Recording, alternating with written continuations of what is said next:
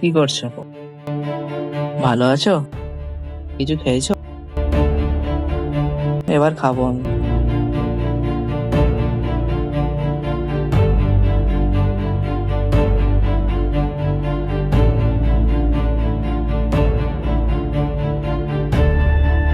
দেখ ভাই, বেকার ফালতু এডিটিং এর পিছনে পড়ে আছিস।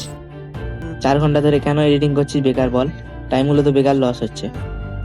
হ্যাঁ বলো, হ্যাঁ শুনতে পাচ্ছি, বলো। বলছি আমার বন্ধুটা আর বলছিল, একটা বন্ধু সারাক্ষণ এডিটিং এর পিছনে পড়ে থাকে, সময় কাটাচ্ছে। বলো তুমি আর আমি কত সুন্দর গল্প করছি, তাই না? ও তো ঠিকই করছে। কেন? তুই যেটা করছিস আমার মতো একদিন কাঁদবি, তুই।